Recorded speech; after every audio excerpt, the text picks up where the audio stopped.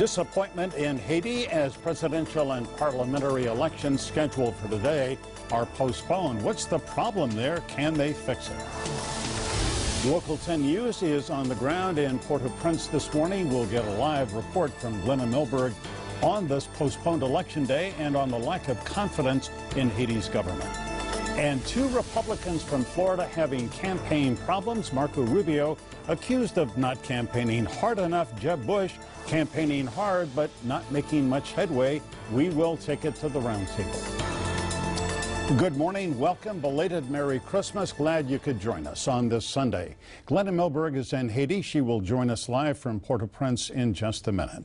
This was the day Haitians were supposed to go to the polls to pick a new president, local mayors, and members of parliament.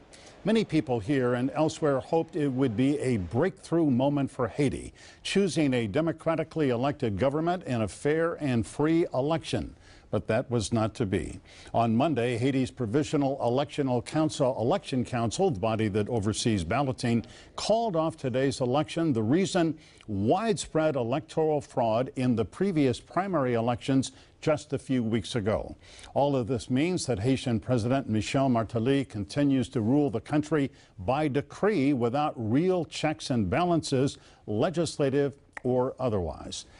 Now let's get to the very latest on the situation in Haiti from my friend and co-moderator of This Week in South Florida, Glenna Milberg, live for us in Port-au-Prince. Glenna, good morning. Great to see you.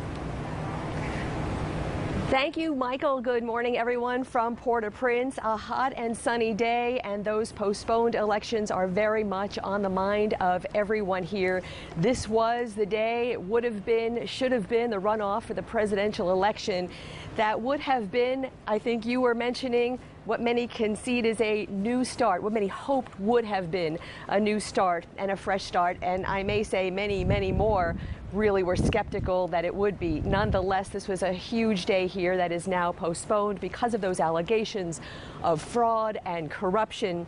And of course, a lot of people, I might say, in South Florida as well, are watching very closely. These elections were so important to so many people in our community, too. First this morning, though, on a Sunday morning, we take you to church. This is Shalom Tabernacle in Port-au-Prince this morning.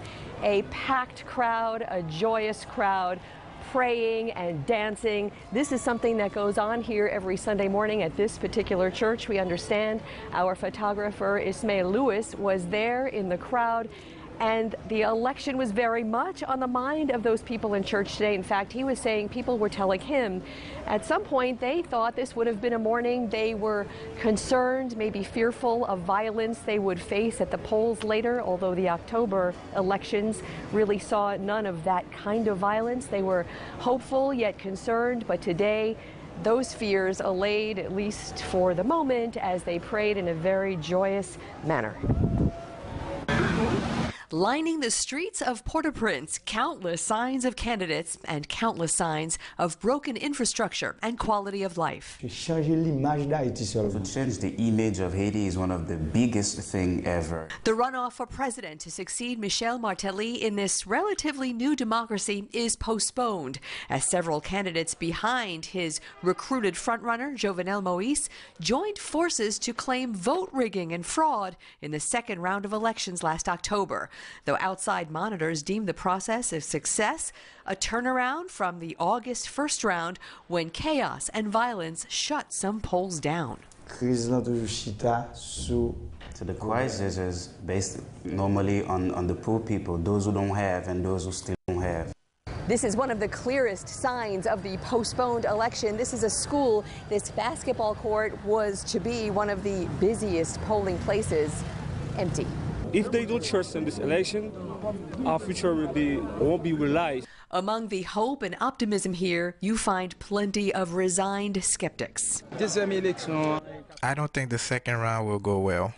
While a 5-member commission looks into the allegations, Moïse, an agribusinessman, is pitching a business plan for Haiti, investments and public-private partnerships. And he proposes giving Haitians living elsewhere, i.e. South Florida, representatives in parliament. Somebody could go and discuss for them, and we cannot say that a category of Haitian, they only have obligations and they don't have the duty, they don't have the power to act. We were expected to speak to the second place finisher, the challenger, Jude Celestine, yesterday. At the very last minute, his camp notified us that he had a family emergency and couldn't make it, and we hope maybe to connect with him today or in the next few days as we are here.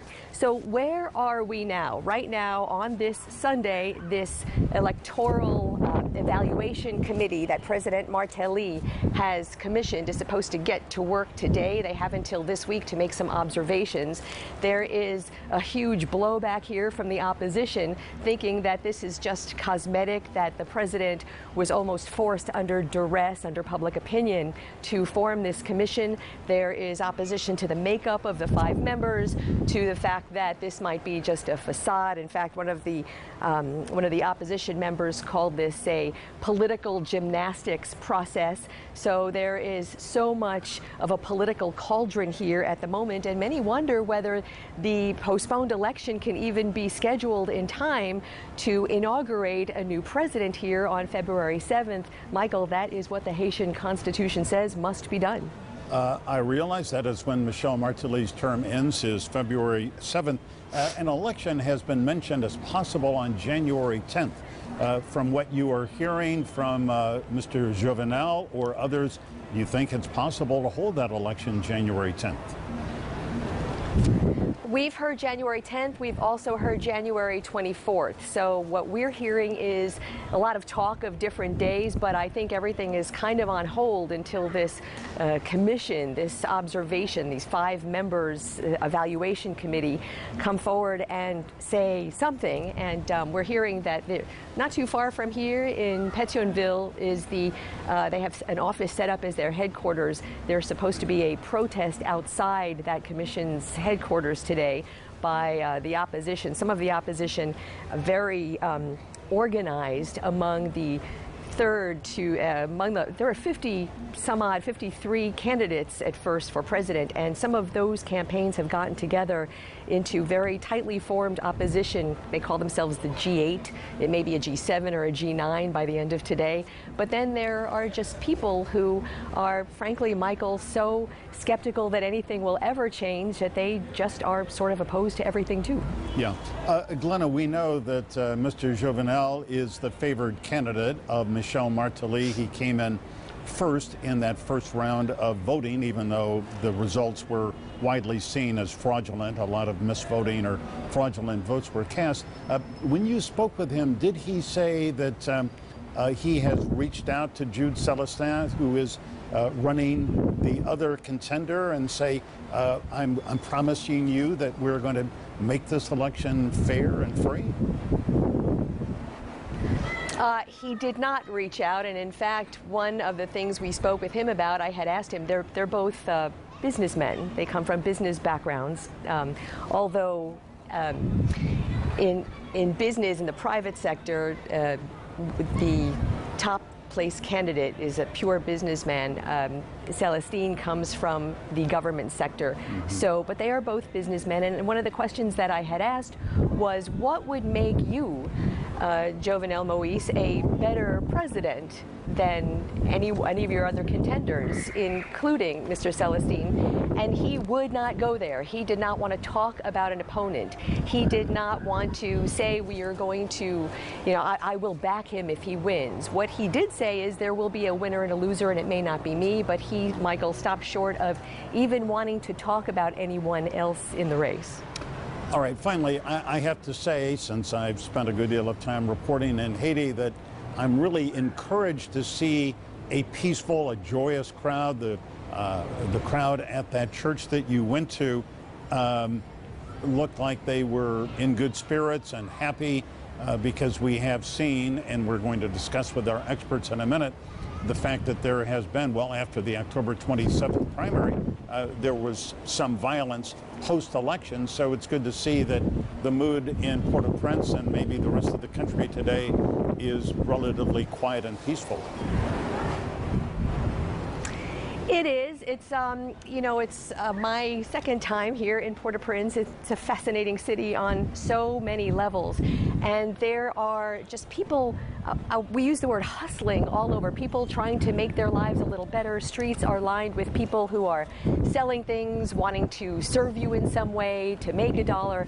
And there's been so much. You know, the World Bank just issued recently a report that the poverty levels in Haiti since the earthquake have actually gone down, and that's because of so much foreign aid that has poured into this country. But now the big focus, especially among the top two candidates, is we need to stop relying on foreign aid and really become self-sufficient. Rely on foreign investments, court foreign investments, but concentrate on our own infrastructure and be more self-sufficient. So I think people are hearing this, it's resonating. People here, I get the sense, are very self-sufficient. They just don't have a lot of the resources they need to make that quality of life better. And this election, whenever it ends up being scheduled, is something that is very hopeful in many ways to them. Well, it is hopeful. I hope it is. And Glenna, we thank you for being live for us this morning. We look for your return next week, but look forward to your reports today and in the coming days from Haiti. Glenna Milberg, thanks very much. Thank you, Michael. All right, up next, a pair of Haiti experts from South Florida are going to weigh in. Stay tuned.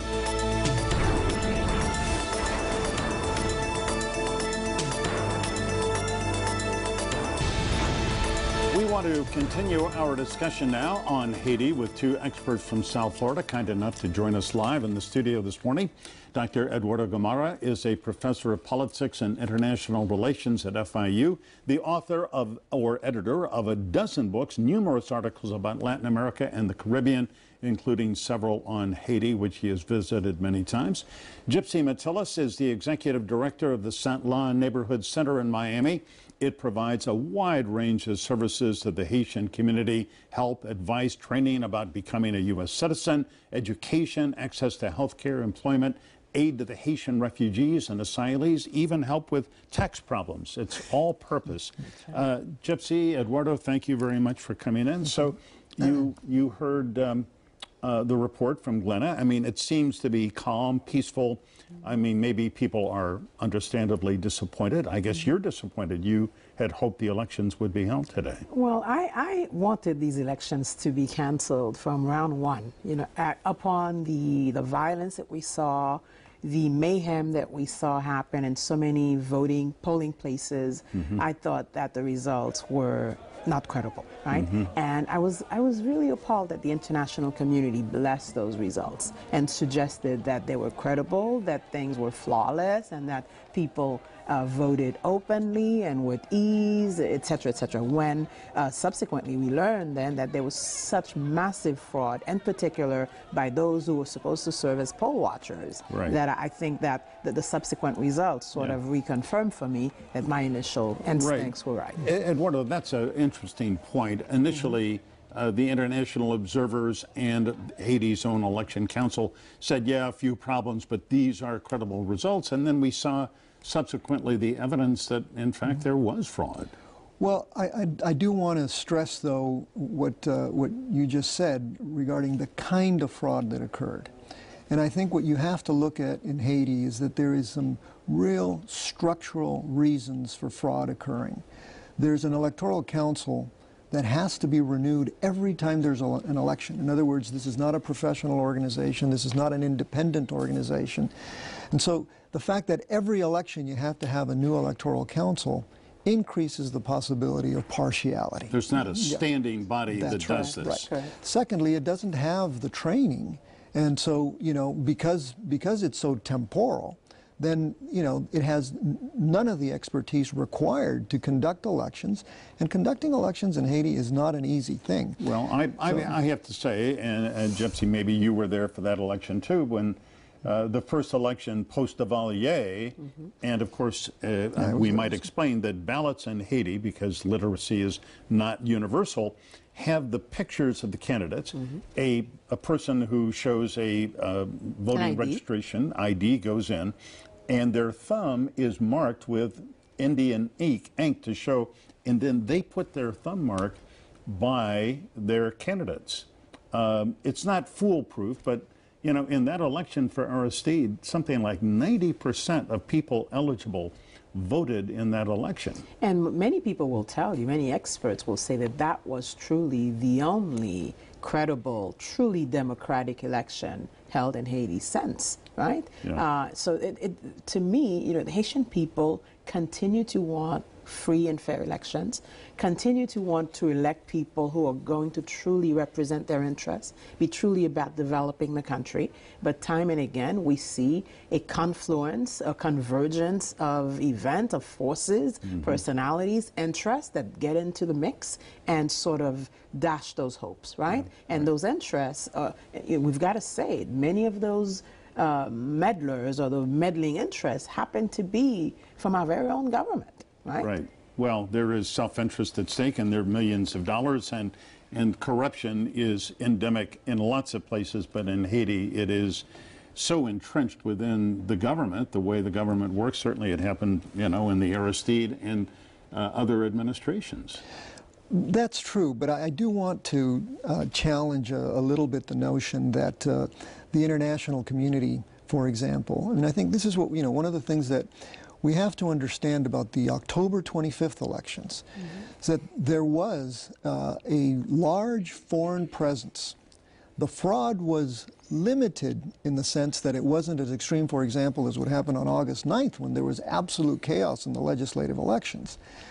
When the OAS did a very sophisticated exit poll, they came up with a result that literally matched the result that was announced 2 weeks later. But that was only for the polling places at which they conducted those exit polls. But what exit polls do is that they select at random, nationally. So what I'm saying is that the results are probably accurate, okay? What's wrong with what happened in Haiti is that they had these individuals called mandataires, who were individuals who were supposed to be representing political parties. Like poll watchers, and they had poll watchers, and they had thousands of them, literally, who were present at every polling station and who were really not just watching their own votes, but they were making sure that people voted in particular ways. So when I say that there are structural issues that are wrong with how Haiti votes, those are the issues that need to be corrected. So going forward, unless you correct the electoral law, the way in which an electoral council is elected, this problem with the mandataires, these problems are going to be repetitive. Absolutely. I would give you that. All right. Well, let's talk for a second about the fact that we have two candidates, as Glenna mentioned in a report. Jude Celestin is a businessman, and Moïse Juvenal is also a businessman. Is there one candidate? I don't expect you to endorse anybody necessarily, but are you confident that one of these guys can run the country in a democratic fashion? Well, my view is that unless this independent evaluation committee truly puts in place a process by which everything is reevaluated, everything is looked at, reviewed, such that significant recommendations can be made to sort of say, okay, we will proceed with these candidates, or this portion of the election must be redone. Whoever is elected will not be able to govern. And to me, that's going to be the bottom line. All right, let's put up on the screen if we can. We know the Herald and Sun-Sentinel have done good editorials. Here's an editorial from the New York Times on December 12th, and the Times said, and you can read along here, voters in Haiti are distrustful and disheartened with good reason. The country has no functioning parliament. It disbanded in January when members' terms ran out. Mr. Martelly has been ruling by decree. Haiti faces serious problems, a dysfunctional government, voter apathy, joblessness, poverty, and cholera. Even without a crisis of presidential legitimacy, Haitians deserve better than this.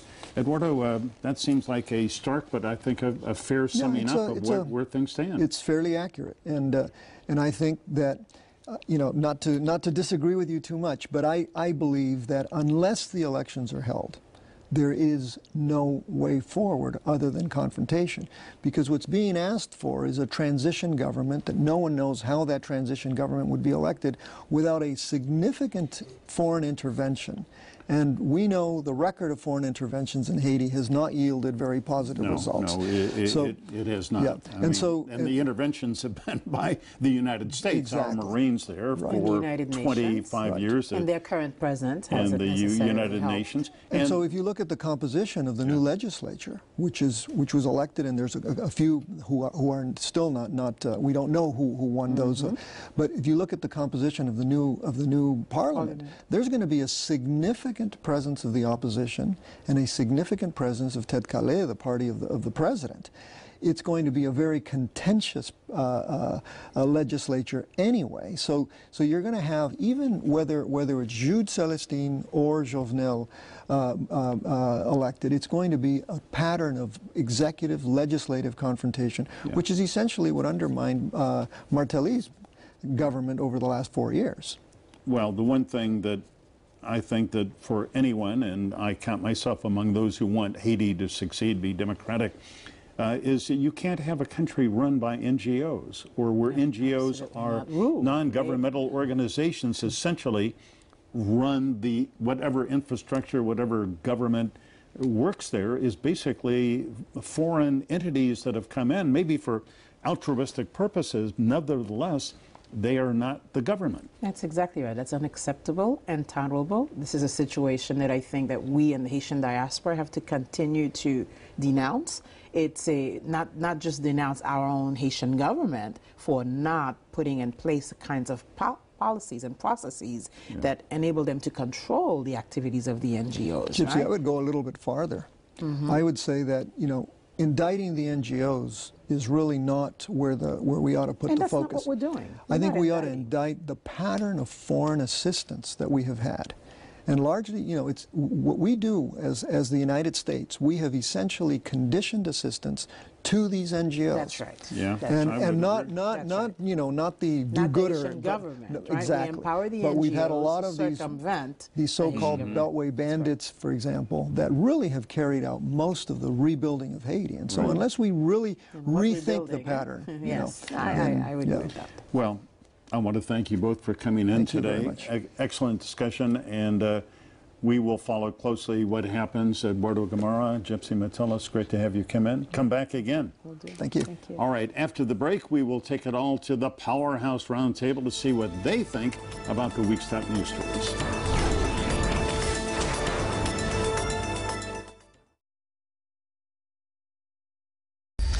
All right, it is that time once again to take a closer analytical look at the top stories in the news this week with our Powerhouse Roundtable. We have got a good one assembled for you today. Mark Caputo is the Florida correspondent for Politico, the go-to website for all things political. Mark also writes the daily Politico Florida Playbook, which is must-reading for anyone interested in politics in the Sunshine State. Our friend Rosemary O'Hara is the editorial page editor of the Sun Sentinel. It has just published a strong series of editorials on the selection process for the next chief executive of the Memorial Healthcare System in Broward. And we're glad to welcome back Henry Crespo of Miami, president of the Democratic Black Caucus of Florida and a radio host. To all of you, good morning. Lady and gentlemen. Good to see you. All right, Rosemary, I don't think any of us counts ourselves as experts on Haiti, but the fact that this election got postponed, I thought Gypsy Metellus made a very good point that maybe postponement was the right thing in the wake of lack of confidence in the electoral process. Right, and I really applaud you and Channel 10 for committing the resources to help telling a story that a lot of people eyes glaze over. Corruption, dysfunction in Haiti, what's new? Sending money to Haiti, the dysfunction and our lack of confidence in what's going on down there. So yes, it sounds like pending this review by this commission, that was the right call, but I also was persuaded that let's not have a transition government, let's have an election. Right. No, I think a transition government is exactly what they don't need. I thought Eduardo Gamara made a good point, which is that, at a certain point they're going to have elections. And if you figure under Papa Doc and Baby Doc, this was a country that was ruled by dictators. Yeah. And at a certain point, with all of the dysfunction that you laid out, that was pointed out in the New York Times editorial, that's a country that's ripe for a dictatorship, if you think about it. If you don't have any faith in any of the institutions, that's the perfect time for a strong man to come and say, I will bring order, I'll bring peace, I'll bring prosperity. Just don't worry about this democracy stuff. I do think that the conditions may be ripe for them, but I think the international community, especially in the investment that has been made following the earthquake almost exactly 6 years ago, I don't think that the international community would stand still for some kind of a strong man coming in trying to take over. What do you think, Henry? Well, I agree with you. I think democracy is always fragile, and sometimes we see it here in the U.S. I think it's a good position that Celestine has taken from saying, hey, listen, we need a review of this October election. And in that process, you know, we'll see how the international community responds, and we'll see what type of scrutiny will happen during the runoff. But these things happen, and in the democracy frame of it, you know, Haiti is growing, and it will come out of this as the Haitian people are people of resilience. Also, I believe that. Don't give the international community too much credit. Bashar al-Assad is still in Syria. He used chemical weapons. ISIS is still running rampant. It's not as if we have a very good track record in this department. Well, you're right. You're right. Yes, the international community in general. But the United Nations has been, in a way, more active in Haiti, maybe overactive, if you listen to what Gypsy was saying. If we can, let's move on to something closer to home and, in a way, much more fun, which is the presidential race. And Rosemary, this week, just when you think Donald Trump can't do or say something more offensive, he did. Yes. I mean, after the Democratic debate and during the break, Hillary Clinton went to the bathroom and came back a little late, said sorry, it was no big deal. And then Trump says it was disgusting. Yes, and he in his description, I mean, and let's just give the, you know, it takes women a little longer to go to the bathroom than men. And in his description of her in running on, you know, he said that she had been schlonged in the Democratic primary by Barack Obama. And just for the record, schlong means penis. And, you know, that kind of, imagine for people who support Trump, who anything he says seems to be okay. They've locked down on him. They're with him. They give him a pass. But just consider that it wasn't Hillary. Consider it might have been Margaret Thatcher that he said got schlonged, or German Chancellor Angela Merkel got schlonged. Is that okay? Is that really the kind of conversation, dialogue we want from our president? I don't. I thought that using a Yiddish term, even though it's been sort of colloquialized in a way. I know, Mark, you said that, you know, it's not quite as vulgar as it perhaps used to be, and yet, I mean, frankly, it is vulgar. Well, the Trump supporters somehow did a good job of going into Nexus and finding an NPR talking head. I think it was Neil Conan, I could be wrong about that, years ago, using the verb schlonged in an election in a similar way, and they're using that as an example of saying, see, even the media uses it.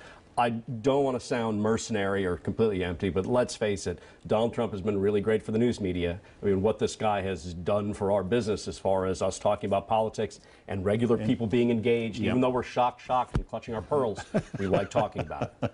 Shocked. We're just shocked. And keep the ratings coming is frankly, don't want to be sanctimonious at all about Donald Trump. He has made things interesting, but at some point, it's a dumpster fire, basically. You know, it's fascinating to watch. But it's all, for me, you know, they're trying to, the Republican Party is trying to say we are not at war with women. And yet, you know, there are, in Marco's history on, you know, and the Planned Parenthood thing and not letting women whose life is in danger have an abortion. And now the leading candidate calling women fat pigs and slobs and being schlonged. 54% of the voters in the last election were women, and this party continues to have a problem with how they talk about women. Well, he's tied in Iowa, he's leading in New Hampshire, and unfortunately, the state of politics today, in the primary process, supports Donald Trump. I'm not saying that, you know, what he's saying is right, but he's leading in the polls nationally. He's speaking to a constituency that, you know, we seem to be surprised about, but this guy will probably be the nominee for the Republican Party. You really think so? Well, look, I mean, he's at, what, 46% nationally. He's at 31%. He's tied in Iowa. Now, it's going to be interesting when he goes into South Carolina and all these other states, but he's speaking to a constituency. And the people that are most motivated are going to go out to vote. Yeah, well, I would say that's we'll beat them at the angry white men, for the most part, I think, are his constituency. The one thing I would agree with Mark is that people who may never have really been politically involved, he's gotten them engaged, but it's not pretty. Well, all right, hold your thought. We're going to come back with more of the roundtable in just a minute.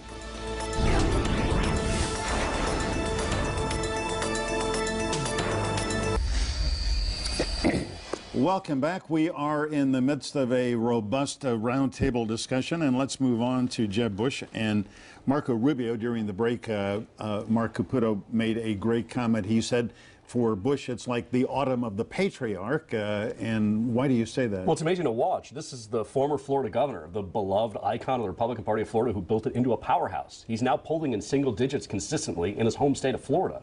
He's trailing not only Marco Rubio, but Ted Cruz and Donald Trump in Florida. It's like, what happened? Well, what did happen? I mean, why has he, I mean, look, Henry, I know you are a Democrat, but I mean, just sort of looking at it as objectively as you can. I'll try. Thank you. Why has Jeb Bush, why has this campaign just gone off the rails almost from the beginning? Low energy. Ah. You agree with Trump? Well, I mean, look, in Florida, I disagreed with a lot of his politics, obviously, but he was a decent governor in the sense of the state of Florida. But looking at it nationally, he just didn't have what it takes.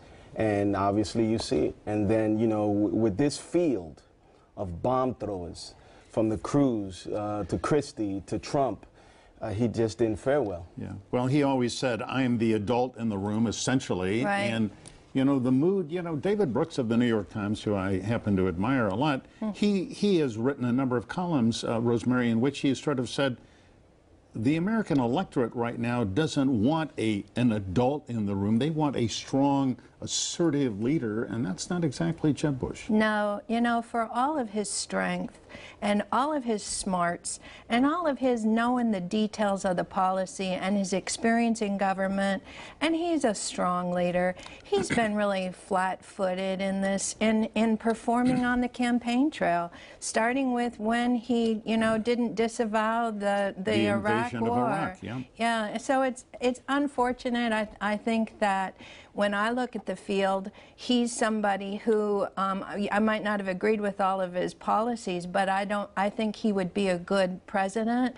But the longer this big field stays in the race, the less his chances are. And as I said before, the threat going into Florida, the primaries, it's a winner-take-all. So if there's 8 candidates still in the race by then, and Donald Trump is polling at 30 or whatever it is now in Florida, he'll win the Florida primary and he'll win all of our delegates. Yeah, if Rubio or Jeb loses Florida, they're done. But there's a good possibility that if neither of them win one of the 4 early states anyway, they're going to be done before they even get to Florida. All right, Mark, let me ask you about Rubio, the sort of knock on Rubio this week in New Hampshire, reading the newspapers there, is that they didn't see him enough. People in New Hampshire, I've done reporting up there, they want retail politics. They want to press the flesh. They want to see these guys in person. They want to have long Q&A sessions.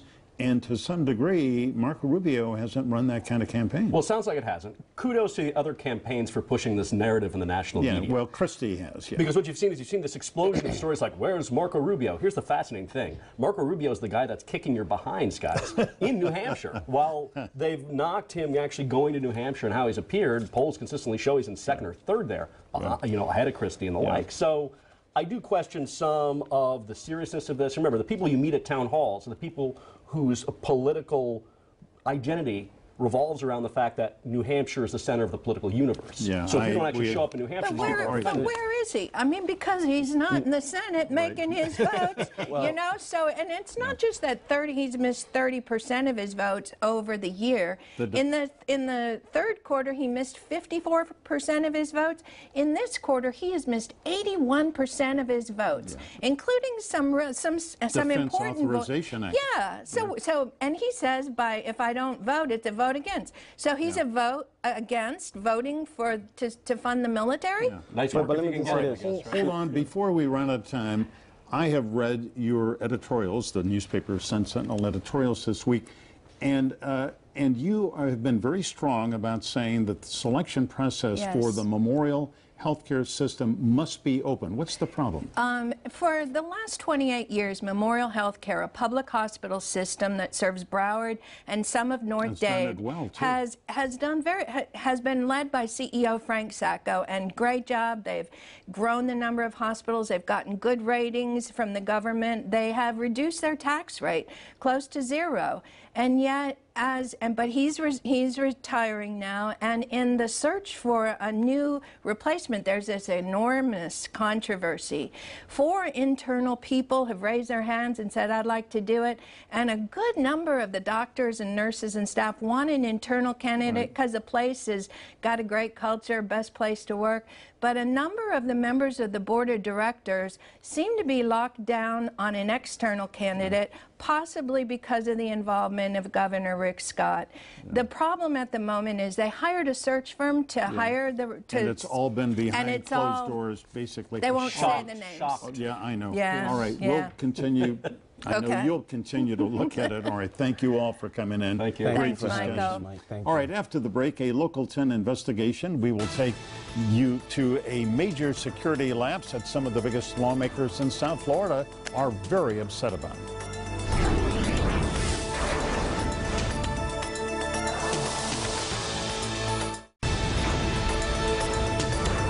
Earlier this month, a Local 10 News crew went to a facility in the state of Virginia where the government trains foreigners in the use of explosives, and our crew was able to wander freely around that property without being noticed.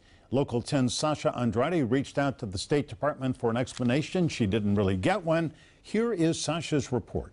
2 hours away from the White House, the Pentagon, and the Capitol building, there's a little town trying to get the attention of the nation's most powerful politicians. Why are we training foreigners, and why would we train them so close to the Capitol? And now, we've been told there's very little security surrounding they have it. Let me see this again. Look at this. You won't believe this. We showed Congresswoman Ileana Ros-Lehtinen video from our investigation into a private facility in Virginia that the State Department uses to train foreign police in weapons and explosives. We have to have a dialogue for peace. Ros-Lehtinen knows the anti-terrorism assistance program well. Her Foreign Affairs Committee appropriates funds for it each year. But she didn't know this. At night, I'm sick. So you mean you went in there, you were not escorted into the facilities. You actually drove your car into the facilities, you walked through an open gate, and there were the explosives right there. Correct. That is pretty shocking. Safety is what we do.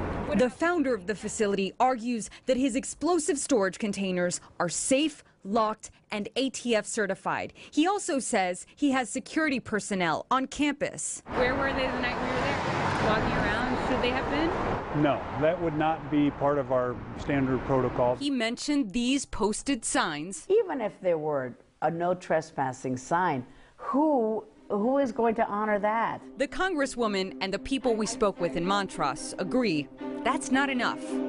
I'm sure that this breaches all kinds of protocol. Particularly when you are training foreigners to become bomb experts, and when those trainees are from countries where terrorist groups like ISIS run rampant. These aren't problems.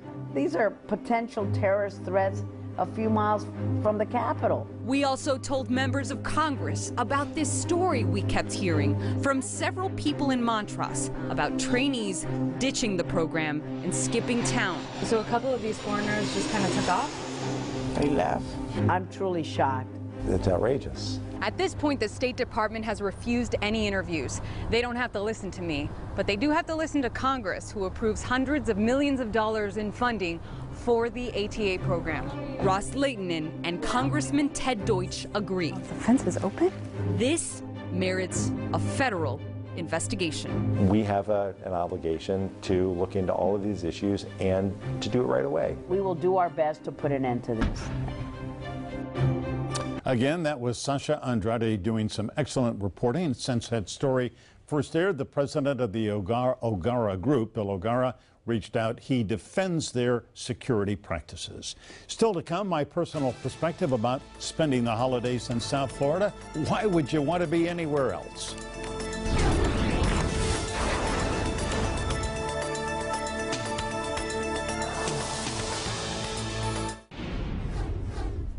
In November, Local 10 News gave you historic access to Cuba, all of it, coast to coast. We showed you the people who call Cuba home and the struggles they face every day. This evening, we're going to give you a complete look at that entire journey. Hansel Vella has a preview. A country nearly inaccessible to Americans, even American journalists, for more than 5 decades.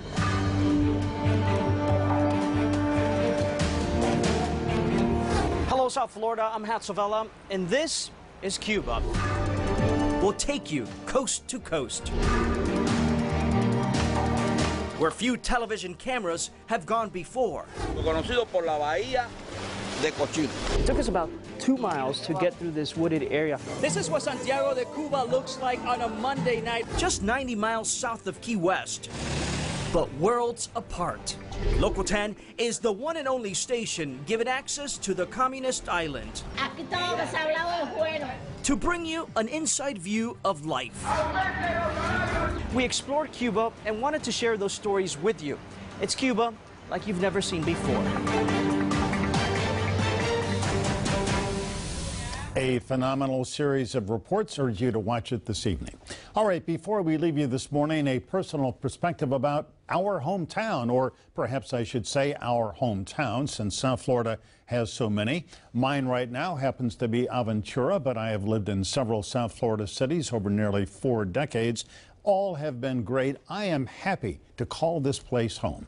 Yes, I know traffic is horrific, frustrating, but they are making some strides to ease congestion, and one of them would be a light rail system on Miami Beach that would eventually connect with downtown Miami. Boy, that is overdue. At this time of year, hundreds of thousands of people visit South Florida. To them, I say, welcome, come, spend money, have a good time.